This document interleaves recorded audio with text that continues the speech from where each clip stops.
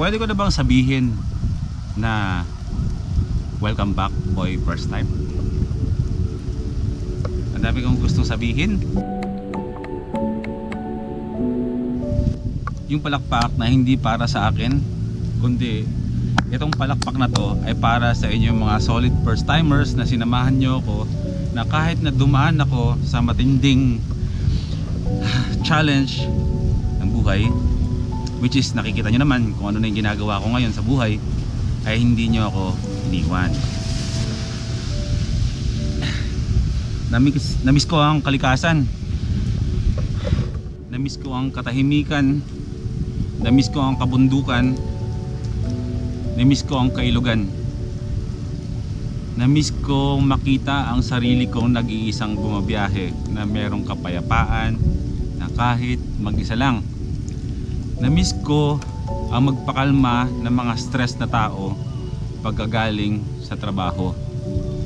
Namiss ko na iparamdam sa mga OFW natin ang Pilipinas at ang mga lugar nila kahit na malayo sila at wala sila dito sa atin, habang malayo sila sa mga pamilya nila.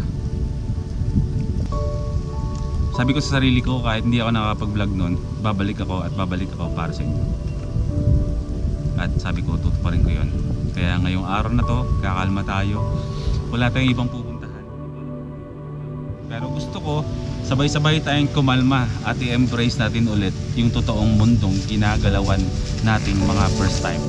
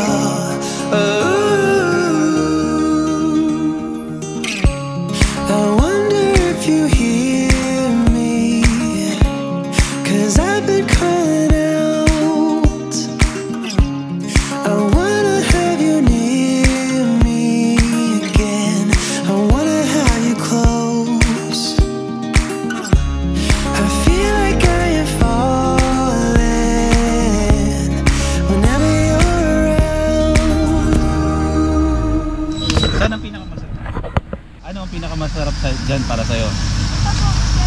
Ito? So ito yung mas masarap. Pabili ako ha? Magkano ito? 130 bibili ako. May buwan na mano ka na ba?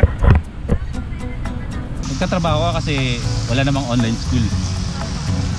Sayang din yung kita pag nagtrabaho, di ba? Sideline. Pero nag-aaral ka pa online. Ayos yan. Salamat sa 10 pesos na discount. Babalik ako sa'yo, bibili pa ako. Ha? Sige. Bye-bye.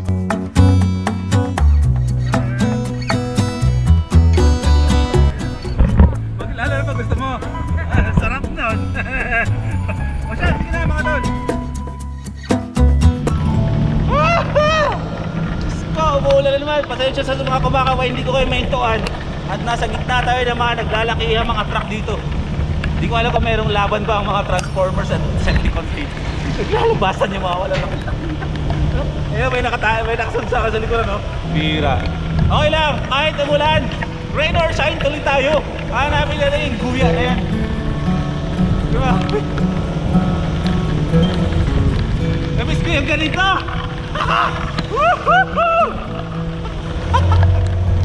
Ulan pa more! Ulan pa! Kaya, bago helmet natin eh. Plus lang yan. Naka-Gile helmet, chameleon tayo na half face. Titinda tayo dyan. Tindero tayo eh.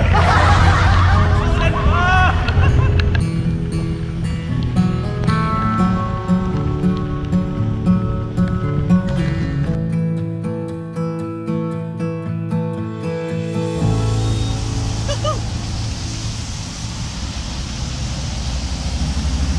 Hindi ko kaya lakas sa ulan. Silong muna tayo. Subukan nga natin muna tong sinasabi ni ate na Masarap daw. Lahat daw masarap. Pero tinanong ko siya kung ano yung pinakamasarap para sa kanya. Ito. So ibig sabihin, may mas masarap doon sa masarap. Ganda ng view dito ah. Kaya pa dito ah. Nakakamiss yung gano'n no. Yung tulad ng mga dati natin ginagawa. Actually ko alam nyo lang kung gaano ako kasaya ngayon. Kung gaano ako kakalma ngayon. Alam ko kasi talaga kung saan ako eh. Saan ako lulugar. Kung ano yung lugar para sa akin, yung mundo para sa akin. Alam ko eh. Pero hindi ko naman sa minamasama. Wala namang magbabago sa mundong ginagalawan natin ngayon. Which is, yun nga, napupunta na tayo sa syudad. Tapos, namimit natin yung mga ibang kasamahan natin sa motovlogging. So, mangyayari pa rin naman yun. Pero, huwag kayong mag-alala. Bibigyan ko lang kayo ng updates. Ayoko na gumawa ng ganong klaseng mga content na hindi ko alam kung paano ko i-explain. Pero hindi talaga ako fan ng syudad eh. Hindi talaga. Subukan natin. Ano to? Spicy flavor Angelo's Special Butcheron. So chicken crops. Chicken crops ba ang tawag dun sa mga laman loob? Oo, kasi ito yung ano eh. Ano nga ba tong butcheron? Kalimutan ko kung anong parte ng ano to eh. Basta manok.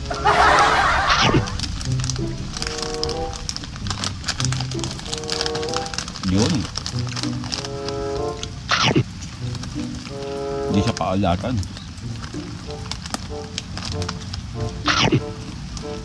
Medyo maasim.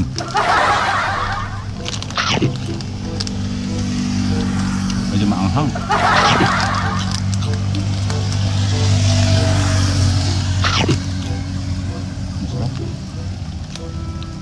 Medyo sasakit ang mga kasupuso.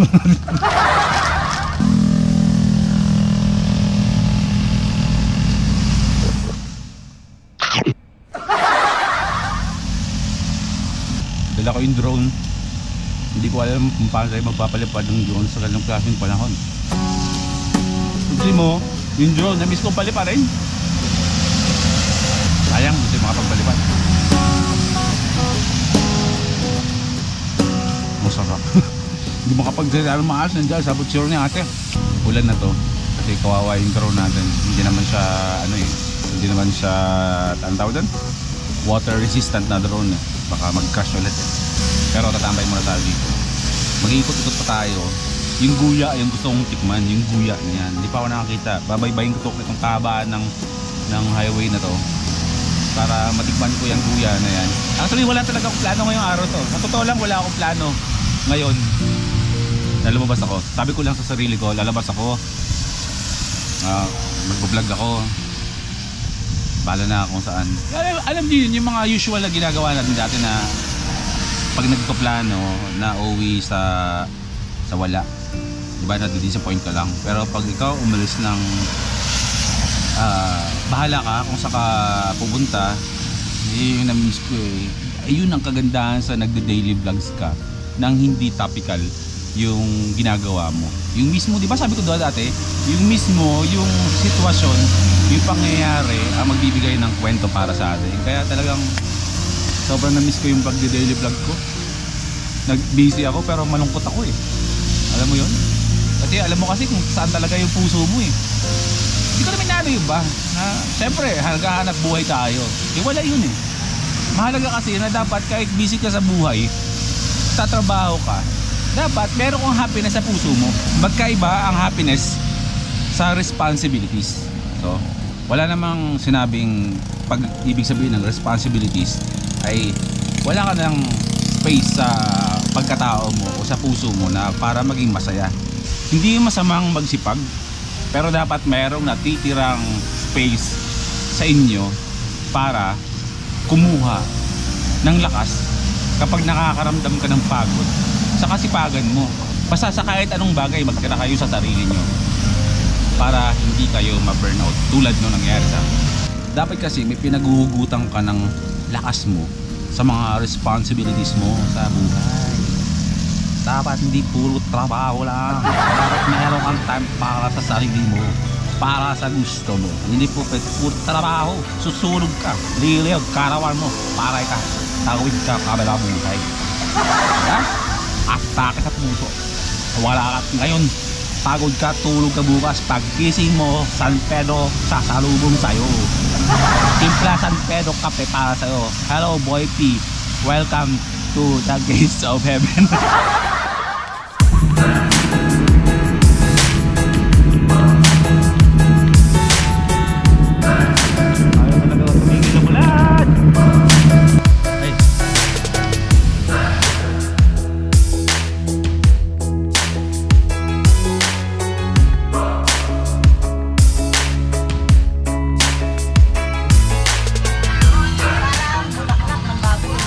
Yung guya ko ay ano siya?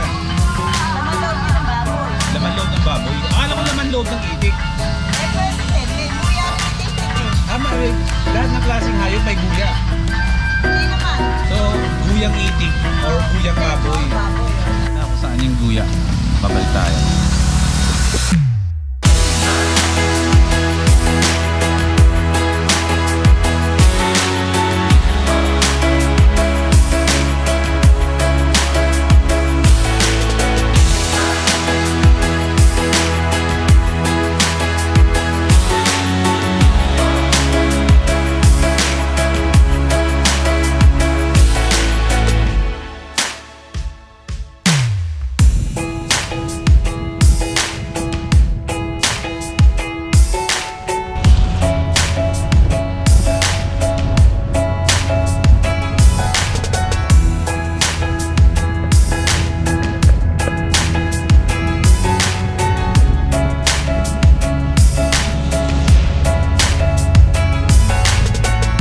Nandiyan yung guya. Paano ka nag-exist sa mundong wala kang pangalan? Paano ka tinatawag ng nanay mo? Anak? Ito, ano to? Leg naman ang? Grabe, buong sisiw pala to, no? Ito bro, ito gusto kong tikman. Sige nga. May barya ka, anak? Natawa ka na lang. Hindi ka, ano pangalan mo? Nakakaya? Ano po pangalan mo? Ba't ka nahiya? Meron? Salamat anak ha.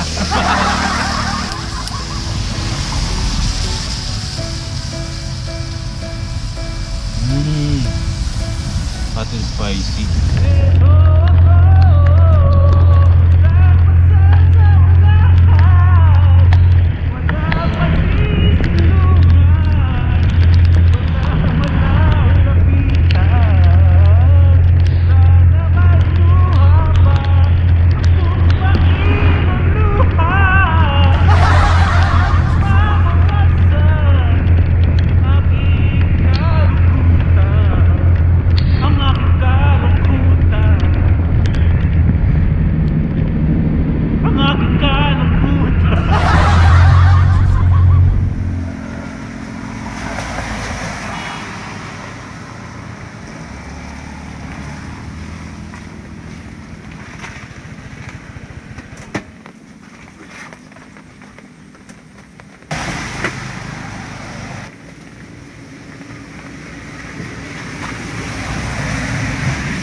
Mission accomplished. Meron tayong guya. Okay. Naalala sinabi sa inyo kanina, meron tayong announcement. Pero bago ko sabihin sa inyo yung announcement na yan, itong malaking announcement na to, eh titikman ko muna itong guya na to na parang dati ko pa nakikita to pero hindi ko lang matitikman. Ngayong araw, maaatkim tayo ng bahay bata ng itik. Bahay bata. Inunan. Or alam ko na. Ovary. Ovary.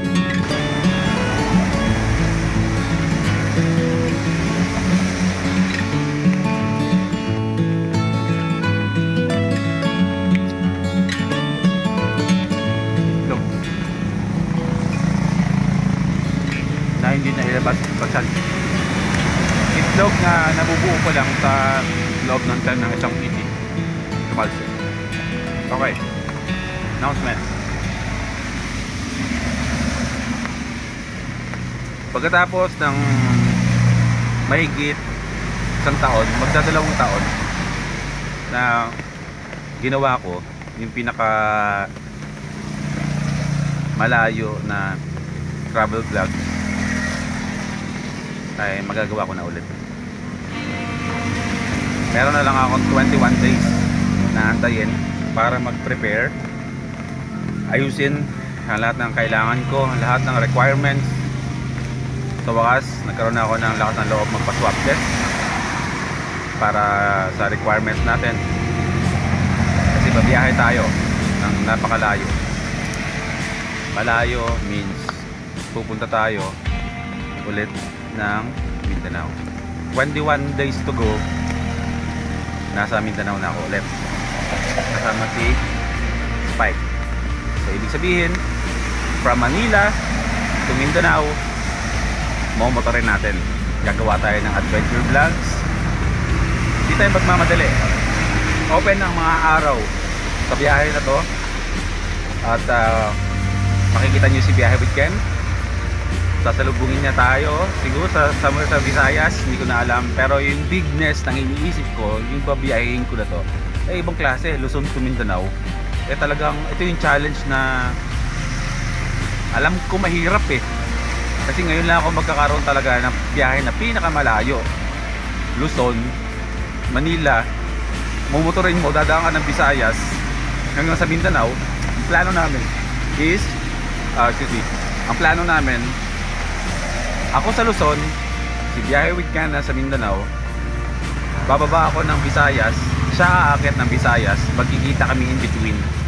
Tapos sabay kaming bababa ng Mindanao para mag-ikot ng Mindanao. Pagkatapos aakyat ulit kami ng Visayas, mag-iikot ng Visayas, and then from Visayas maghihiwalay kami. Ako pabalik ng Luzon, siya pabalik ng Mindanao. Ganun kalaki. Ako na-excite na ako, kaya ako nagpe-prepare na syempre panalangin nyo ako, wish na safe ang travel natin, kasi mag-isa lang tayo pupunta doon hanggat di pa tayo nagkikita ni Biyahe with Ken. Pero syempre kahit gano'n man kalayo yan, basta dapat chill ka lang sa biyahe mo, may dala-dala kang positive vibes palagi, walang mangyayari sa'yo. Tsaka syempre mananalangin tayo. So yun yung dapat yung abangan. Yung natitirang 21 days is updates yun. Mag-iikot pa rin naman tayo, mag-adventure vlogs tayo. Nandito na sinasabi ko, si Spike ay ipapakondisyon yan kasi medyo may dragging na yan, kasi nga dinakit ko siya ng bundok dati, eh nagumusok yan. So kailangan ko siyang palitan ng bell na stock lang siya, diba? Tsaka meron pa kasi tayong malaking pagpapala na dadating. Kung dadating si T-Max natin 1 week before 20, maaaring Yamaha T-Max ang dali natin sa Mindanao. Pero kapag siya hindi umabot sa 20 o dumating siya ng malapit sa 20, iiwan natin dito sa Manila ang T-Max. Si Spike ang gagamitin natin. So yun dapat naman. Okay, maraming salamat mga first timers. Ang gaan ng pakiramdam ko ngayon, para akong nakawala sa hawla. At alam ko ganun kayo. Abangan nyo yan. Yan yung dapat yung abangan. Bibigay ko yung the best ko para gumawa tayo ng sobrang gandang content at nakaka-relax na content. Okay? Wala akong ibang goal kundi mag-enjoy, ma-relax. At akong bahala sa inyo. Okay? Matutulog kayo na ngiti. Matutulog kayo masaya. Matutulog kayo relax. Okay? Life is good mga first timers. Grabe na miss ko to. Life is good. See you tomorrow. Daily vlogs is back.